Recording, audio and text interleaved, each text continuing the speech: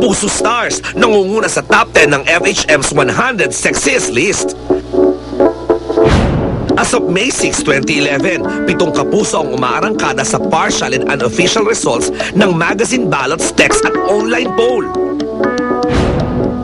2 cast members ng Captain Barbell ang kahit unang salam pa lang nag-iingay na sa botohan.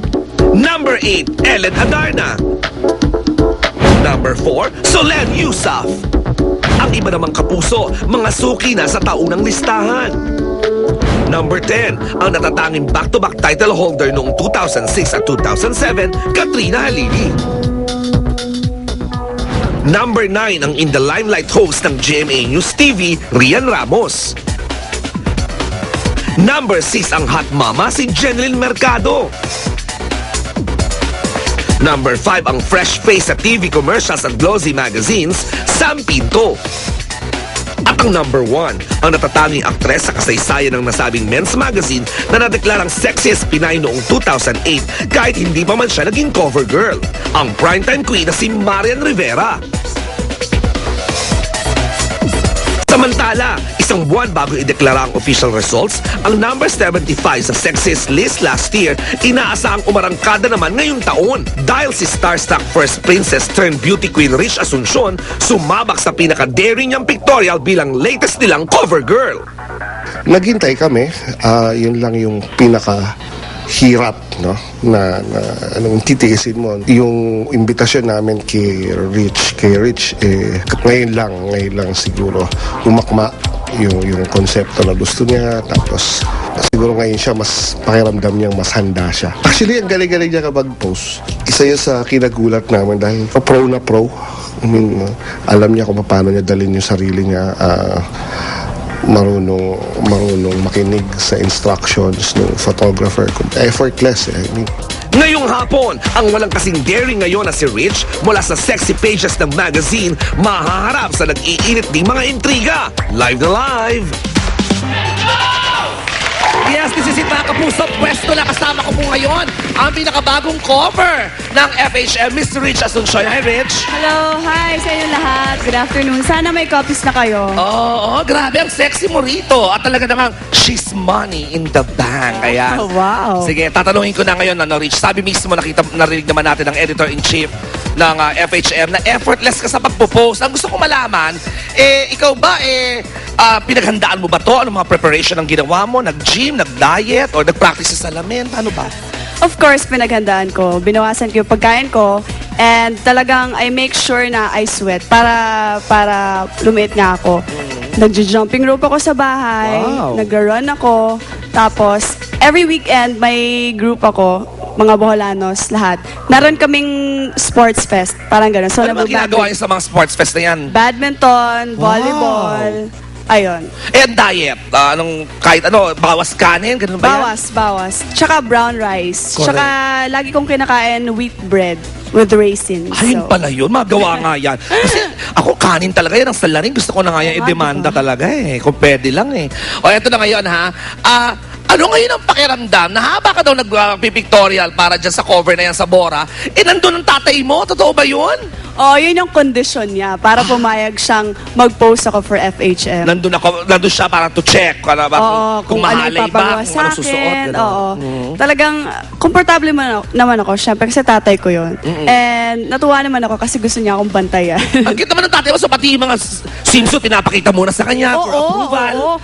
May paano? swimsuit na hindi ko talaga kayang suotin kasi sobrang medyo mas maliit siya sa One akin. piece lang, taas lang, Sabi ko ganun ba talaga, yun? Walang baba? Papa, Ganun? tingnan mo. Gusto mo ba itong suot ko? Ganon. Tinatanong ko talaga siya. Sabi niya, gano'n lang siya. Hindi siya nagsasalita pero Alam niya na. Gano'n lang. Correct. Mata-mata lang, ano? Mata-mata lang. Ang sweet naman ni Daddy. Okay, gusto ko yung malaman. Ikaw ba, handa na talaga makipagsabayan sa pagiging daring tulad ni si Jackie Rice dito sa Sisi at alam ko, di ba ikaw Sama, kontrabida magkasama niya kami. doon? Yes. Handa ka na ba? Kasi pasiksihan daw kayo ni Jackie Rice dyan Actually, ginawa ko tong FHM kasi nabigyan na ako ng sexy contrabida rules. So, parang ito yung next step ko. Bali, nagawa ko na talaga siya. So, dati, nakipagsabayan ako, hindi lang ganun siguro kabongga. At dahil nag-FHM ako, sana bumongga na ngayon. Tama. So, may mas daring, mas revealing, at na kontrabida ang makikita nila. Yes, pero syempre may limitations pa din. Ayun. Hindi to the point na mastusin. So, ikaw ba nag-taping ka naman na ng Yes, sisid? of course. So, Matagal kamusta na naman ang kami mga eksena ninyo ni Jackie? Ayun. Masaya ako kasi magkaedad kami ni Jackie, mas nakaka-relate yung mga pinag-uusapan namin. So, mas naging close kami. Pag nasa set, kaya ko siyang sabihan na, sasabunutan kita, ha? Correct. Okay lang ba sa'yo? Kasi magkaibigan Oo, kayo. magkaibigan kami. O, teka, bago ka magpaalam, gusto ko malaman, mainit-init. Makahapon daw, magkasama kayo ni Aljur sa Star Talk, pero Yes. hindi daw kayo nagpansina. Nag-iwasan ba kayo? Totoo ba ito? Hindi, actually, talaga narinig ko, nasa set, tinatawag na siya. At ako rin, may tumawag din sa akin. Kaya, may reason ka bakit hindi kami nagkabatian. Magkaiba ng pinasukan pinto, salise. Oo, Ayun. pero Okay kayo, your friends? okay. We're friends. Okay. O sige, imbitahin mo na ang ating mga Ayun. kapuso to get their copy of FHM May Edition. Ayun, syempre, nagpapasalamat ako kay Seng Zulweta. Siya nag-makeup sa akin nito. Ay, I At love kung it. Mr. Alan sa mga sinabi niya, magaling daw ako mag-post. Wow. Ayun, bili po kayo ng FHM May issue. At syempre, sa May 13, punta po kayo sa Robinson's Galleria para mapirmahan ko po yung mga copies ninyo. Yun Syempre, naman gusto ko rin imbitahan sila manood ng Sisid. End of May na po yan. Uy, malapit na pala ang sisid. Napaganda story. Marami pong nagseseksi ang mga babae doon at mga abs sa mga lalaki na naka-pek-pek shorts. I know! Nakakaloka! O eto na ngayon, ako, sa Maya, meron nga pala akong show sa... Nakakaloka ito si Rich, hindi ba? Oo. Nako, paumanin lang po sa MTRCB at nabibigla lang po si Rich sa kanyang mga sinasabi, ha? O, ito, para hindi ka mabigla, eto na lang, Rich. Manood ka sa May 14 sa Music Museum ng show ko, Sweet at 18. Tawag kayo sa 891-9999 para sa inyong mga tickets. Ayan, ang sponsors ko po niya, syempre ang GMA, ang Grand Villa Resort, ang Calayan Surgery Center, ang APT Entertainment, ang Bench, ang Hairwatch, ang Kulay Express, Cleo Flower Shop, RMF Corporation, ang Script 2010, yung mga designers ko, Rich Di mo kaya, Frederick Peralta, Percy Herrera, JC Buendia, Maxi Cinco, VJ Flores, Katatag Galias, and Bing Cristobal. Salamat sa media partners, syempre ang Sorbet Central, ang Pep.ph, Monster Radio 93.1 at Magic 89.1, Asian Star Express Balita, and ang gumawa ng poster, Pictorial pa si Noel Avelardo, at ang mga video care of Zaira Carrion. At yes, go Rich! Sorry po, talagang gusto ko lang po sabihin talaga na nagseseksiyan po kami doon sa Correct. Sisid. Sorry po talaga. Ayun po. Manood po kayo. Siyempre gusto ko rin pasalamat sa Boardwalk, Forever Flawless, may Derma Doctor kay Dr. Weng, sa Nail It Laybear kay Tita Carol. Thank you so much. Ayan, Ricky Reyes, thank you. At sa mga taga-Bohol, mga kapamilya ko na nagre-reunion ngayon, hello sa inyo lahat. Sorry, hindi ako nakauwi. Nabigla lang siya. I'm sure mapapatawad ka naman ni Chairman Grace. Ayan, okay?